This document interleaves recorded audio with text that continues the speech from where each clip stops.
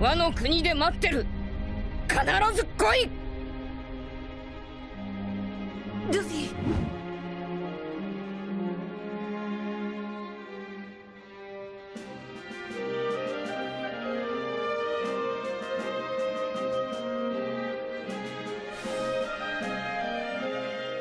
かたじけない。ジンベエ、死んでも死ぬなよ。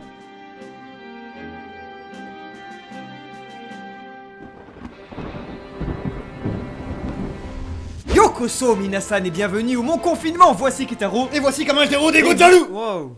Et bienvenue dans notre analyse du chapitre 976 de One Piece. Ça y est, Jinbei le paladin des mers est enfin de retour et Chiro Oda petit à petit apporte tous les acteurs de la future bataille sur Onigashima. L'alliance se regroupe et les Mugiwara sont au complet du coup. Ça y est, c'est beau. Nous avons donc énormément de choses à dire entre traîtres, héritiers, volonté, mort, chance et surtout tout ce qui est homme, poisson, ce que ça représente dans One Piece, ce que représente Jinbei pour le manga, mais surtout pour Luffy. C'est pourquoi la première partie va être l'occasion d'un hommage à un chevalier preux et vaillant, et oui c'est la définition comme Altero, d'un paladin. Jinbei le paladin des mers, l'hommage ultime à ce personnage absolument incroyable, tant il nous ramène à toute l'histoire de One Piece, et également on va théoriser sur son rôle sur la grande guerre d'Onigashima contre Kaido. En seconde partie il est important de parler du seigneur Momonosuke Sama de Gonzalo, qui incarne enfin et finalement la vaillance de son père Oden Kuzuki, la quête de rédemption du prince Kuzuki qui débute enfin dans ce chapitre. Ça y est, il n'a plus peur et il répond à l'ennemi. Et ensuite nous finirons forcément vers ce qui attend Luffy, les fourreaux rouges, tous ses amis, l'alliance à Onigashima, c'est-à-dire un petit peu de chance, mais beaucoup de morts.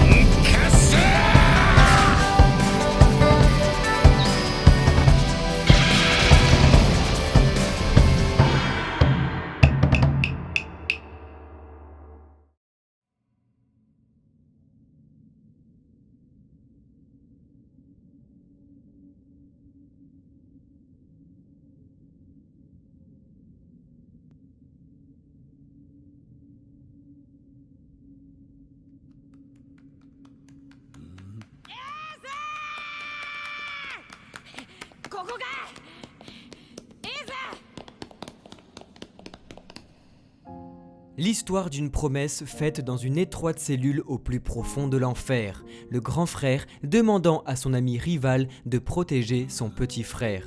Et alors que One Piece raconte l'histoire d'une promesse vieille de 800 ans entre un humain et un homme poisson, les personnages de Jinbei et de Portgas D. Ace l'illustrent parfaitement.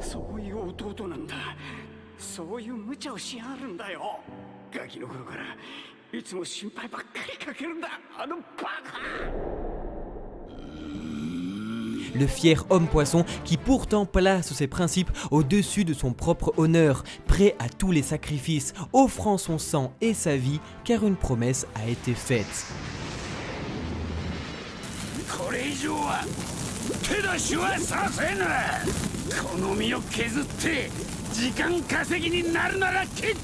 Le pirate qui détestait les pirates, conscient du tort qu'il a infligé au monde comme un ami à cause d'Arlong, le rappelant une nouvelle fois dans ce chapitre. Quelle immense joie de voir pour la toute première fois Jinbei présenté comme un membre officiel de l'équipage de Monkey D. Luffy.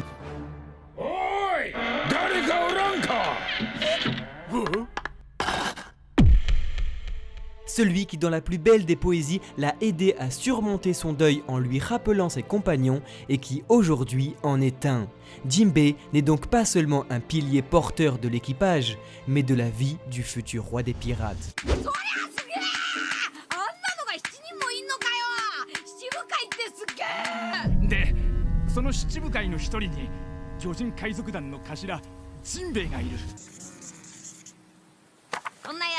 Quelle nostalgie de replonger au début de l'œuvre, là où tout a commencé. Il y a 22 ans, au chapitre 69, était cité pour la première fois son nom.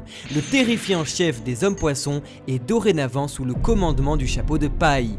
Une lente mais maîtrisée évolution où rien n'aura été oublié par son auteur. Ainsi, Eustace Kid et Trafalgar Law, en plus d'un peu de jalousie, reflètent principalement les lecteurs, comprenant que le charisme fédérateur du chapeau de paille aura une nouvelle fois séduit une des plus respectées et puissantes personnes de ce monde. Oui, le paladin des mers, Shichibukai, légende de l'océan, ancien bras droit de Fisher Tiger, ami de Portgas the Ace et Barbe Blanche, qui a survécu à l'amiral Sakazuki et à l'impératrice Big Mom, n'est pas un allié du chapeau de paille, non, mais un membre à part entière de son équipage, ne répondant dorénavant qu'à Monkey D. Luffy.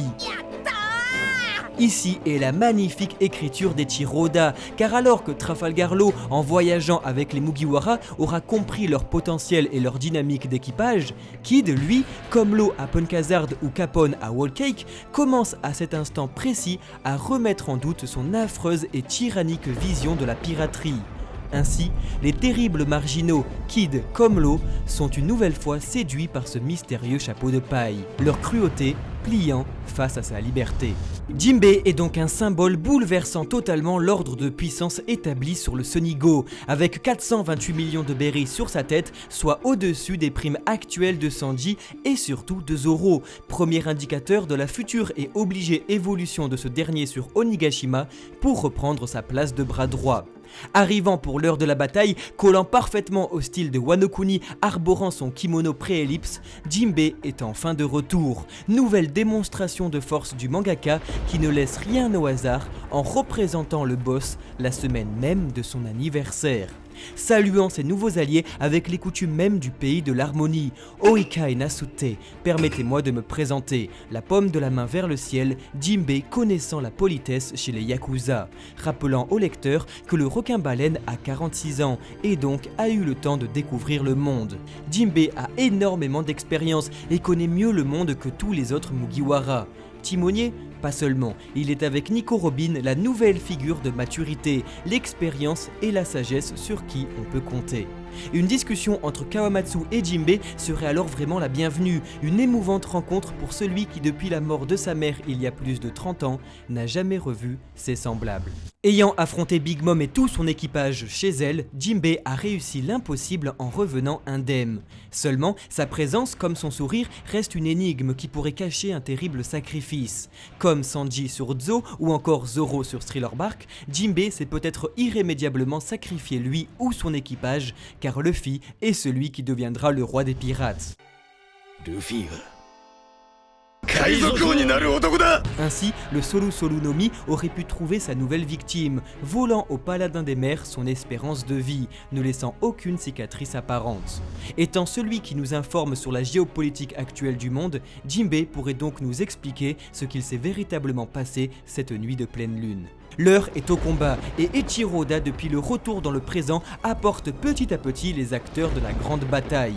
Au chapitre 974 arrivaient Luffy, Law et Kid. Chapitre 975 Kyoshiro, 976 Jinbei. Est-ce que le chapitre 977 n'apporterait alors pas le retour de Nekomamushi et Marco le Phénix et pourquoi pas la flotte de Luffy, faisant du mensonge de Sop une réalité et complétant l'armée jusqu'à 10 000 hommes. Les fourreaux rouges, comme l'Alliance, seraient enfin au complet sur Onigashima.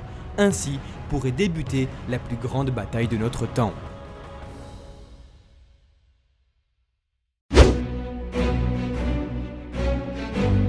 Alors que nous avons un chapitre qui regorge d'images fortes, il y en a une qui choque. C'est celle de Kanjuro qui kidnappe Momonosuke, celui qui pendant plus de 8 ans dans le manga, âge de l'héritier Kuzuki, l'aura protégé. Maintenant le kidnappe. En découle un dialogue vraiment très important qui va ici débuter la quête de rédemption et de courage chez Momonosuke. Ton père Oden et ta mère Toki leur ont insufflé un vain espoir et ont seulement repoussé leur mort de 20 ans. Le chef des fourreaux rouges n'est qu'un gamin lâche qui a peur du vide.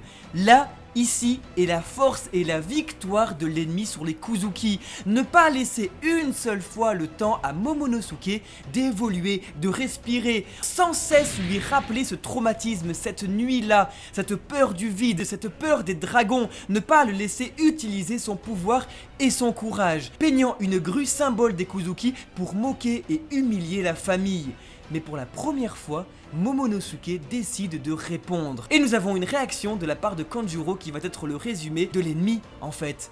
Merde, il répond et pour la première fois, il montre du courage, il montre qui il est. Et Kanjuro ne voit plus Momonosuke, mais là, à cet instant précis, il voit Oden Kuzuki. Et ça lui fait peur.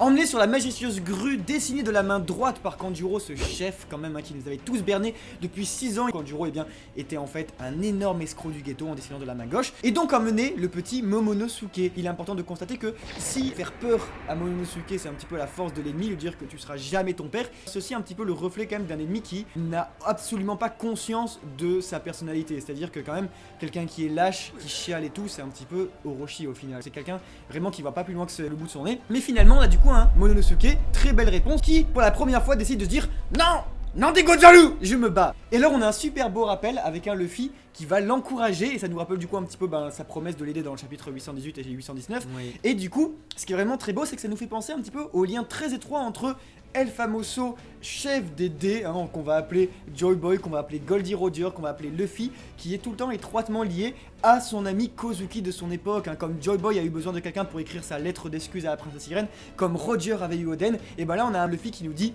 « Eh Momo, on est potes ». Et ça je trouve ça trop beau, la relation vraiment entre le petit prince et son grand ami pirate, tout à fait déchiré, magnifique. Momo est donc emmené sur Onigashima comme nous l'avions un peu prémédité, et ce qui est intéressant c'est que donc on a une nouvelle raison d'y aller. C'est un peu mal exécuté, on va le dire quand même, c'est très bizarre de la part des Chiroda. Si on peut critiquer le chapitre, c'est bien sur ce point là, d'avoir un Kanjuro qui s'échappe, enfin Luffy c'est pas n'importe qui. Il y a 2 semaines il s'est fait Katakuri, donc d'où tu fais pas un truc. C'est à croire que Luffy juge bon de laisser Momonosuke. Ce qu'on peut retenir c'est qu'ils peuvent absolument tous sauver Momonosuke, mais décident plutôt de lui faire confiance, parce que c'est lui qui dirige en fait, donc ça qui est assez intéressant.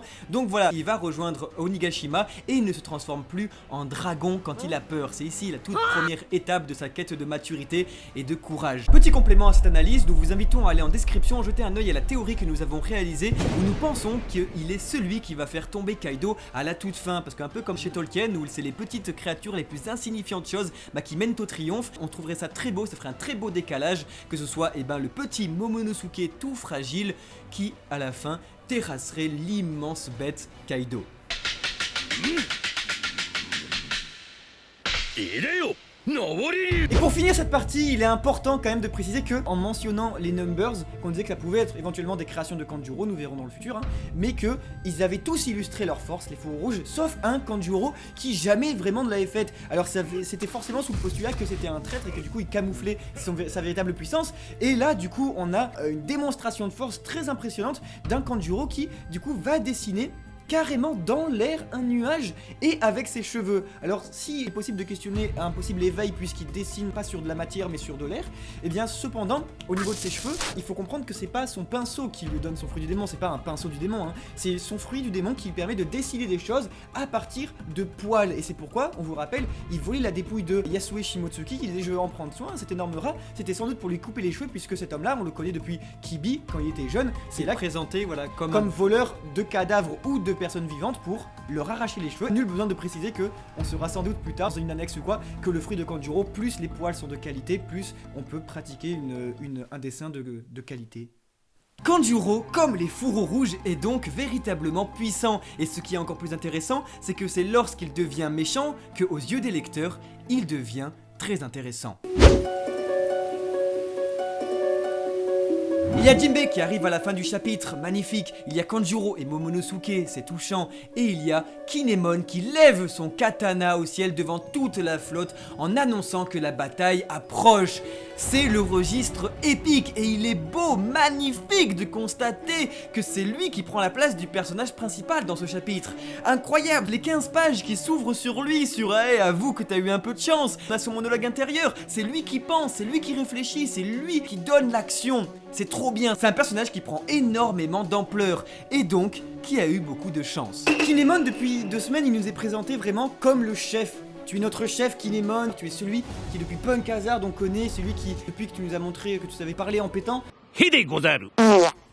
Eh ben, je veux dire, c'est phénoménal, il est là aujourd'hui, il remonte de si loin. Et Shiroda a séparé Kinemon de ses amis avant de séparer Kinemon de lui-même pour nous montrer la remontada d'un héros, d'une personne qui vraiment a tout fait pour en arriver à ce moment précis et qui du coup a subi. Ce qui est important de noter ici, c'est que Kinemon, comme tous les fourreaux rouges, leur parcours n'a été que le fruit d'une succession de malchance. Ils ont été les parias du nouveau monde, ils ont été humiliés, ils ont eu des bâtons dans les roues, ils ont été traqués, manipulés pendant plus de 20 ans dans le temps de la diégèse. C'est pourquoi ce serait absolument déplacé de dire que la réussite de l'Alliance est due à la chance, parce que la facilité découlerait plutôt du contraire, du fait que on aurait eu un Kinemon qui serait absolument, mastermind dans l'idée qu'il aurait su ce que un traître, que le traître avait su qu'il y avait un traître chez Orochi et que du coup Denjiro en fait c'est Kyoshiro. Non.